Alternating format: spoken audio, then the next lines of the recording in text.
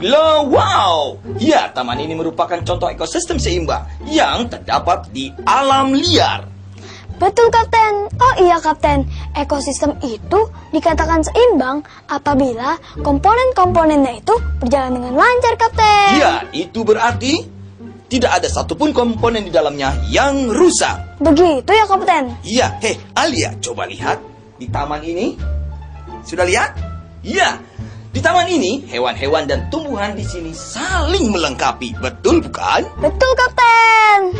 Nah, jika salah satu dari hewan atau tumbuhan yang ada di taman hilang dari ekosistem taman ini, Maka akan timbul ketidakseimbangan ekosistem, Kapten. iya, ketidakseimbangan ekosistem dapat terjadi apabila salah satu komponen pada ekosistem tersebut rusak. Kerusakan pada ekosistem dapat terjadi secara alami maupun akibat perbuatan manusia. Iya, betul sekali. Kerusakan ekosistem secara alami dapat berupa bencana alam, misalnya gunung meletus, badai, banjir. Kegiatan manusia dapat juga mempengaruhi keseimbangan ekosistem loh. Benar, Kapten. Kegiatan yang memanfaatkan tumbuhan secara berlebihan dapat merusak keseimbangan ekosistem. Iya, jika terus dimanfaatkan berlebihan, maka akibatnya jumlah tumbuhan menjadi berkurang dan menjadi langka.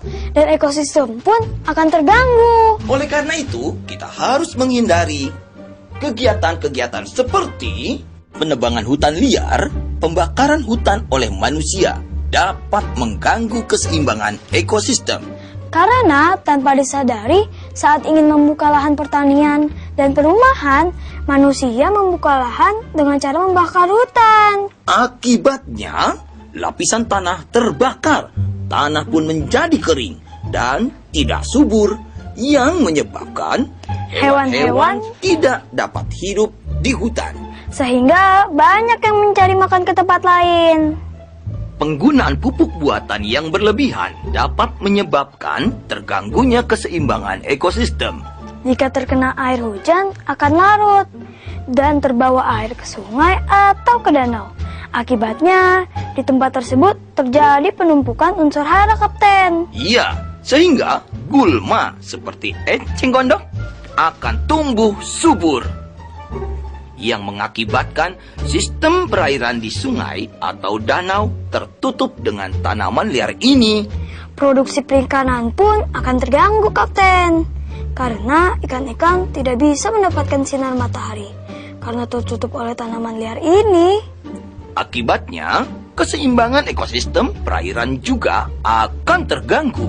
Penggunaan insektisida yang berlebihan akan merusak ekosistem. Ya, karena akan merusak tanaman dan membunuh makhluk hidup yang tidak merusak tanaman. Pembangunan industri pabrik juga dapat mengganggu keseimbangan ekosistem.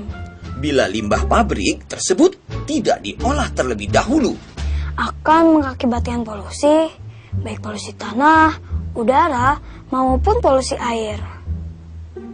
Alia, tahukah kamu beberapa tumbuhan dimanfaatkan secara berlebihan oleh manusia? Tahu dong, Kapten, hal ini dapat mengganggu keseimbangan ekosistem. Betul sekali, Alia. Berikut ini adalah tumbuhan-tumbuhan yang sering digunakan manusia hingga mengarah pada pemusnahan jenis tumbuhan tertentu. Seperti Kayu jati biasanya digunakan untuk pembuatan mebel.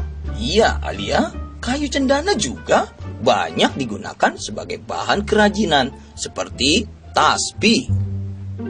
Batang gaharu banyak digunakan sebagai bahan minyak atsiri. Batang rotan banyak juga digunakan sebagai bahan kerajinan tangan, Alia. Betul banget tuh, Kapten.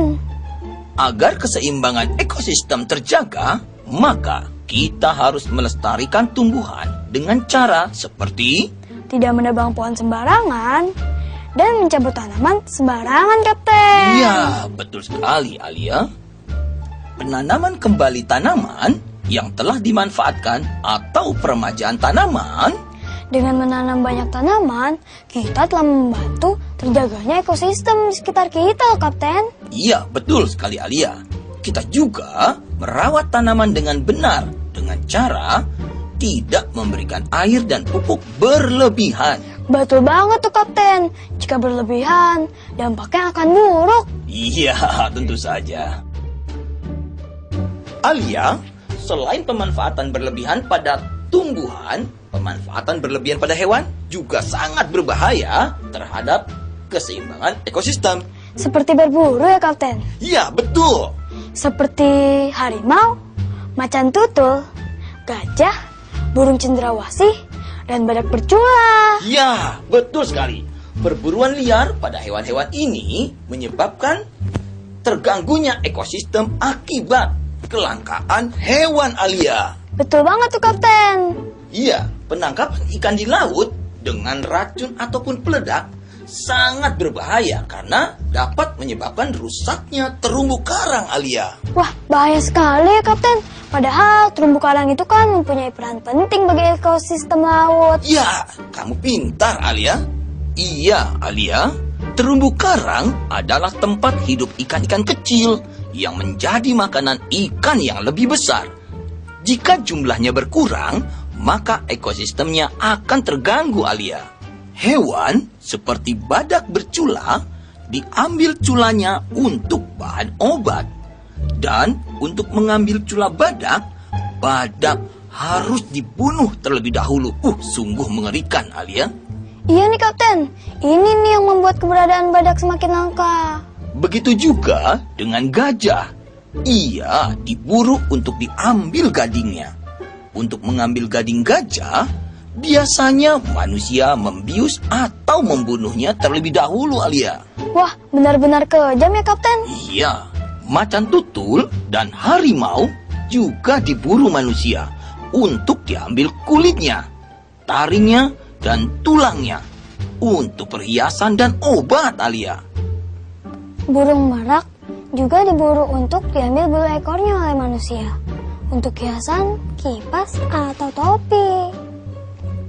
Agar keseimbangan ekosistem terjaga, maka kita harus melestarikan hewan-hewan langka tersebut dengan cara sebagai berikut. Tidak berburu hewan liar yang dilindungi. Hewan-hewan langka harus dilindungi dari perburuan liar Alia. Membudidayakan hewan langka. Membuat gading tiruan untuk menurunkan tingkat perburuan gajah. Jadi, hari ini kita sudah belajar apa saja Alia? Banyak, Kapten. Intinya, dengan kita belajar keseimbangan ekosistem ini, kita menjadi lebih peduli kepada lingkungan. Iya, betul sekali itu Alia. Dan juga kita harus memperhatikan makanan yang kita berikan pada hewan. Betul banget tuh, Kapten. Cerdasnya anak Indonesia.